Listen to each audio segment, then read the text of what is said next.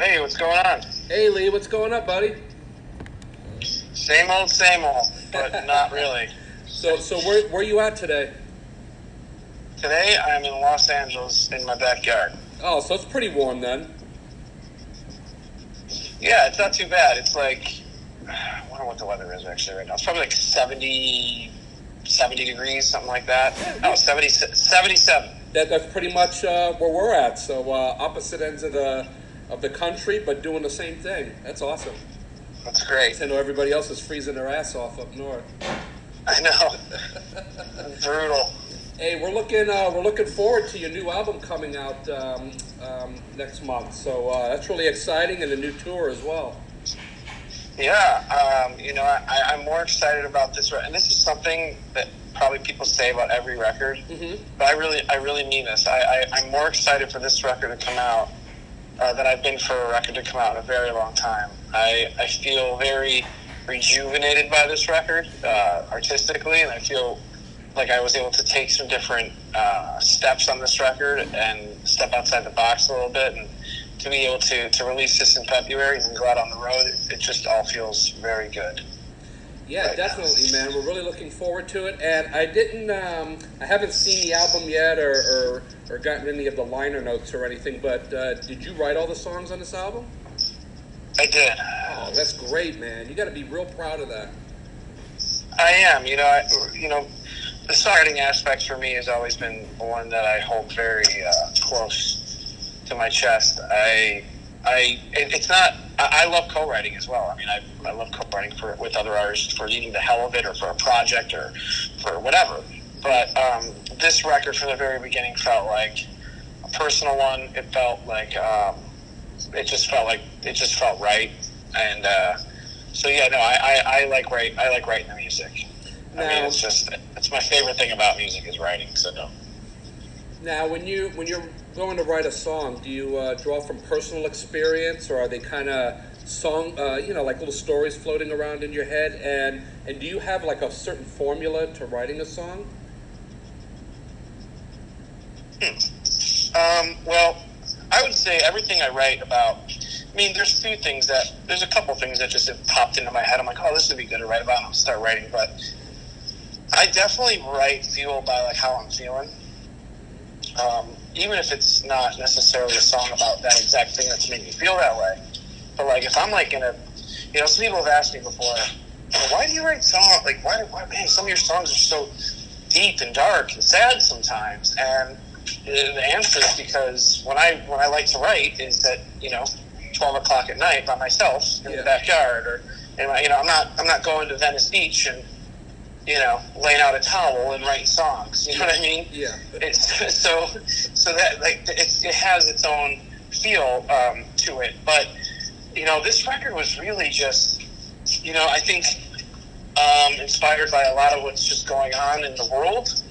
Meets what's going on in people close to me's lives. Meets like personal things I've experienced myself.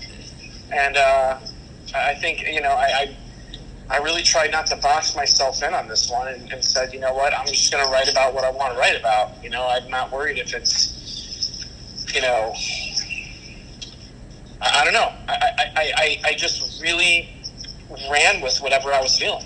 And the thing about it is, when I started writing the record, it was really always about just writing. I was just writing songs in the beginning. It wasn't like, okay, I'm going to write another record. Here we go. Sure.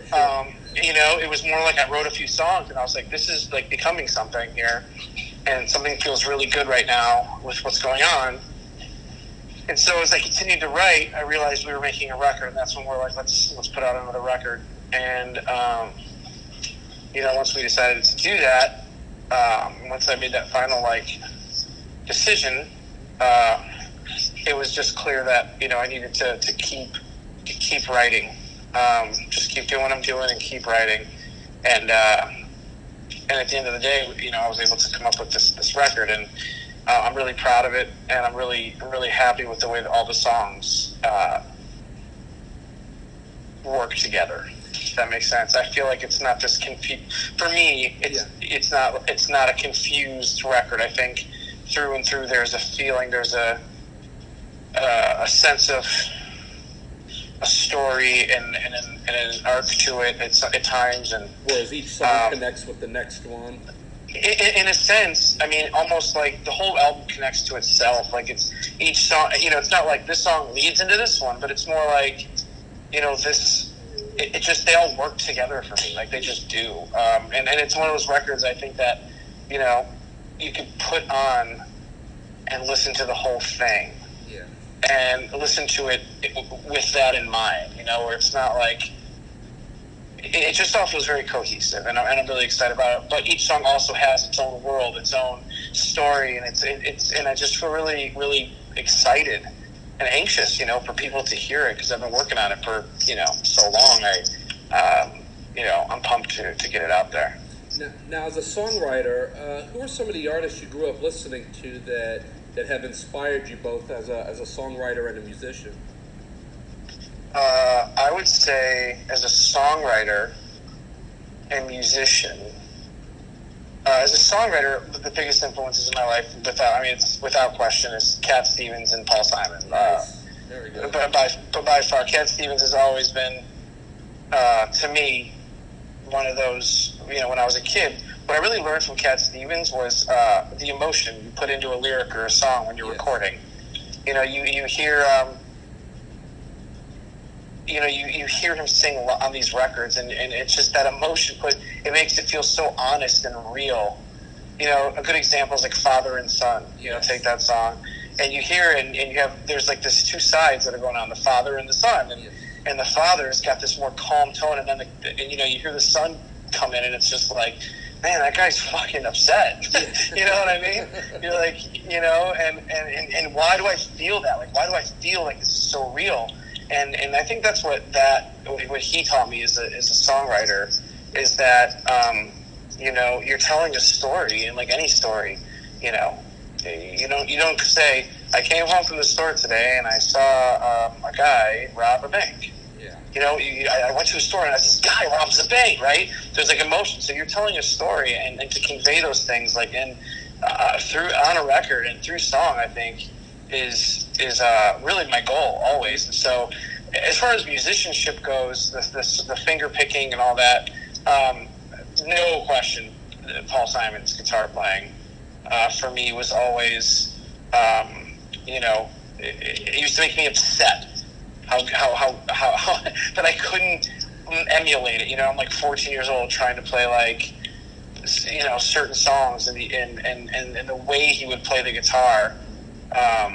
He played the guitar like it was another voice being sung on the record. It was like there's this melodic thing going on while he's strumming, and you're like it's just the guitar is telling its own story.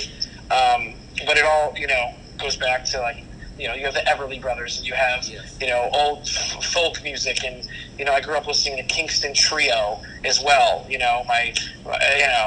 On the tape in my grandma's house that she had, and it was all those those old folk songs, and I Peter, Paul, and Mary.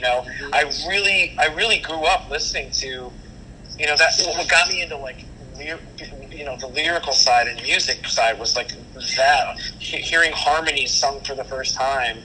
And like getting what was going on, like hearing any Simon and Garfunkel tune, you're like, holy shit! Like, what is he like? What is that guy doing with his voice right there? Like, what is Art Garfunkel doing? Like, what is that? Yeah, and why? I'm actually going to be with Art in about a week and a half over here in Fort Lauderdale. He's coming to do a show, and I'm very, very, very jealous. I'm not going to lie to you. And what you're saying right there is how they're telling a story, and the guitar also tells a story. One of my favorite Simon and Garfunkel songs is America, because to me, when you listen to those lyrics, and he's talking about, the pack of smokes and Mrs. Wagner's pies, and they're on a train, and you can just envision these young kids just leaving home for the first time, and they hop on this train with everything in their backpack. And I mean, to me, that song is America, But again, they're telling this story, but then while he's playing that guitar, and I mean, I play guitar, all day, like, I'm sitting here with my acoustic in my lap while I'm doing this interview, and just hearing that music along with that story, it's amazing, and I know exactly what you're talking about. Yeah, I mean, truly. Another one for me that does that is, the boxer. Oh gosh, yes. Even from the opening line, that boom, Yeah, boom, it's just like setting you up. Very Johnny Cash in that way, where exactly. it was like, and so for me, I grew up and I was just obsessed with that feeling I would get when I would hear those songs, and and what I realized at the end of the day was, why did I love these? I'm like, because they made me. You know what Paul Simon did? He made me listen to what he was saying. Yes. Like you have no choice. You're listening to, The Boxer or Homeward Bound. Homeward Bound's another great example. I'm sitting in you're just listening to the guitar. And you're like, yes. Yeah. You hear the train. Right. You're like, what's he about to see? You're like, this guy's about to say something, and I'm sitting in a railway station. You got to take on a ticket. You're like, yeah. Like now you're kind of invested in this story. Yeah, he hooks you. Yeah. Yeah, and you're like, I need to. And then once you learn, I think at a young age, I remember. It's so funny. One of the fondest, I just realized this, fondest memories I have of connecting to a lyric was, other than "Where Do the Children Play" by Cat Stevens, because that was the whole thing for me. But when I heard the line in The Boxer, that the whores on 7th Avenue. Yeah. Now I know this is crazy, but as a child, you hear the word whore, right? You're like, oh my God, this guy's saying whore in a song. Like, why is my dad okay with this? You know what I mean? Like, why is it different? And you realize, like, the next line that comes after that, but where he admits, I'm so lonely that I spent time there. Like that, like, he's calling. It's almost like he's calling them, like, the whores on 7th Avenue. Yes. And then he's like, you know what? I'm no better than them. Like, I was so, and like, I remember as a kid, like, realizing that that's what he was saying, and I was like, that is one of the saddest lyrics I've ever heard in my life. Yeah. And to me, though, I think people get different ideas. For me, it's almost like the whores were his savior. You know what I mean? Of course, that was his. Like, it was so. I was so lonely that being amongst these people. He's admitting it. I do declare. I have to tell you. Yeah.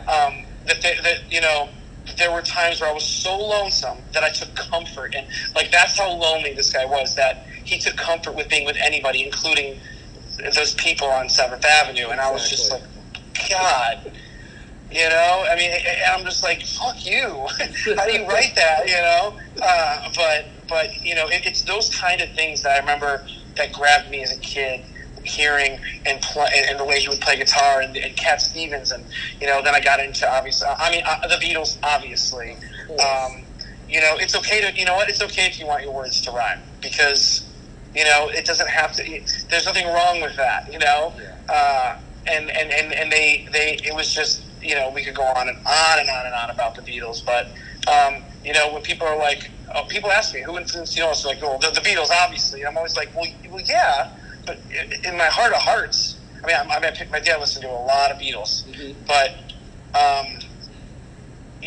I enjoyed, I don't know, there was just something about Cat Stevens and Paul Simon, those two, that just grabbed me, man. And then when I heard Prince for the first time, it's a whole nother story. And then I'm like, what the heck? Like, what planet is this music from? Like, why have I not been listening to this? Same with Zeppelin. When you get, when you first learn to appreciate Zeppelin, or Pink Floyd, and it just went on from there. And then I fell in love with Genesis. I went through a really weird Genesis thing in my life where I was like, like, this is insane music. This music is insane.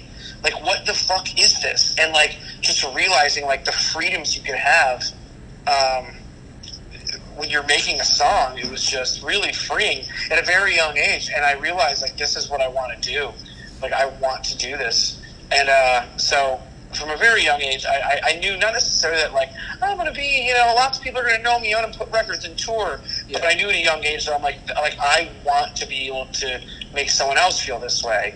I want to make this experience like. So you probably would have been happy just being one of those guys, let's say, in the Village in New York, in this little tiny hole in the wall coffee shop. I definitely was that guy for a few years. And like, I loved it, But what made me want to do it more and on a larger scale, I believe, when I think about it, was, I looked at to be honest, man, I looked at those writers like Cat Stevens and Paul Simon, and I'm like, they so many people could heard this, and this song means something to so many people. I want to make something that can mean something to so many people, and I believe music affects people's lives. I think it's one of the few things that bring people together in a lot of ways, and I think it's like a smell. You walk somewhere,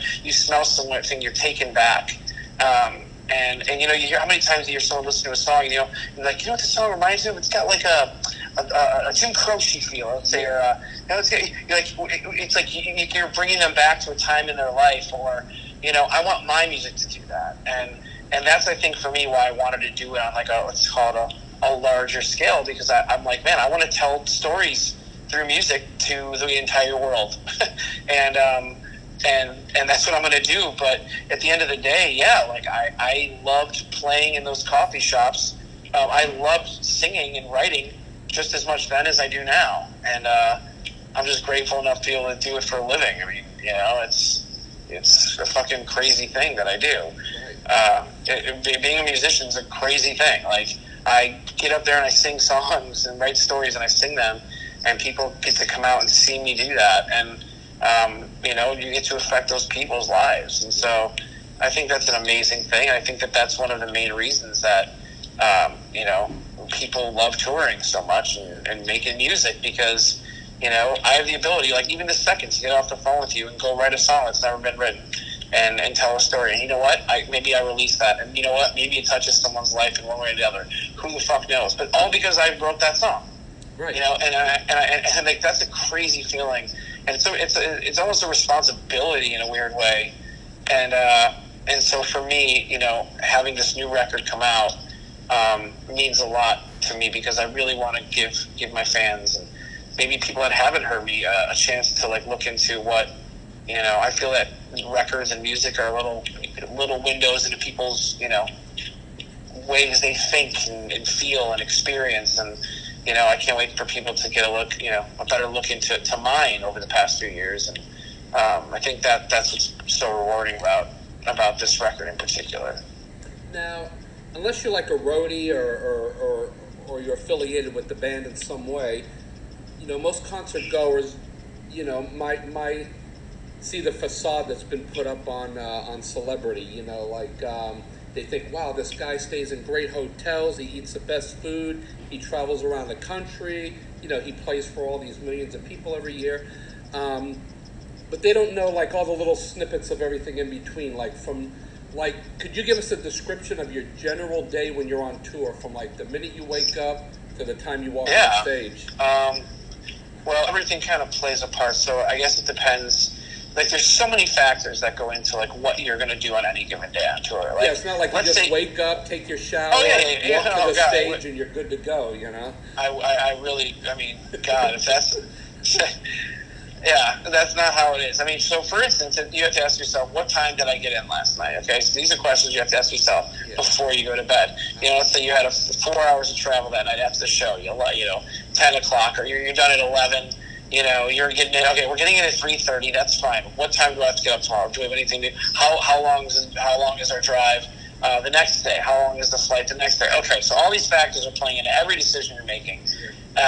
Even to how much sleep am I going to get? All right, can I watch that extra episode of The Office? Yeah. You know what I mean? I love The Office. But stupid little things like that. All that stuff matters, and then eventually. You wake up, you get ready for the day, and you try to. For me, I get very anxious before I know I'm going to play, and not in a nervous. Oh my God, I'm going to. But I just want to do it. Yeah. I just want to do it. I just want to get me up there. Let me start singing. So, I tend to get kind of tired, actually, right before I'm going to play. like let's say like an hour or two before I'm going to play, I like crash. Wow. And it's almost like this weird, like, I don't know, this like thing, because my body's like conserving energy or something. and then like once I'm gonna play, you know, they're like, oh, seriously, it's always like 5 minutes. And I'm always like, let's just go now. Let's just, you know. And everyone around me, my manager, everyone's always like, you got 5 minutes, man. Just give it a second. You're good. I'm like, I know, but I'm ready. Let's do this. You know, you know. But it's true, and there's, you know, there's a lot of things. Obviously, you know, the glamorous part of being a musician or someone on the road. It's fun. It's alluring. You know. And there are elements of it that are true, and yeah, you know, you get to show up somewhere and roll in, and you know, and get up there and play your music and do all that, and it's badass, like there's no question. But there's always things that come up, like, you know, I think people have this idea that when you're on the road, like, that's all that's going on. Like, people have like personal lives as well. Yeah. You know, I mean, there's things that are going on all over the place. Whether it be something that's bothering you in the news, whether it be, you know, your grandma's going in for a surgery or whatever the hell it is. You know, there's other. So you're not really putting your like mind on hold. You know, you know, but for me, when I'm on the road, it is such a release. You know, I love taking the music. I love being up there. I love performing. And I love playing my music for people, you know. And it's funny because being this quote-unquote, you know, center of attention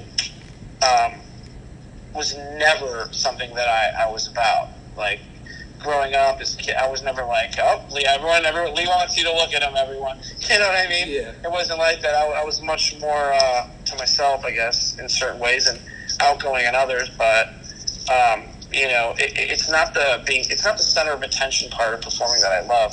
It's the being able to tell the stories with your music and having that bring something to someone's life, whether it be just, you know, they're hammered out of their fucking mind and they're like in that moment feeling, holy shit, this is, you know, the best song I ever heard, you know, and they're whatever, you know, I don't care what it is. If they're experiencing something through my music, man, like that's what makes it fun, you know. It really is. Well, your new album is titled Paranoia. It's slated for release on February 16, 2018, which is also the same day you start your tour. So we're really looking forward to that.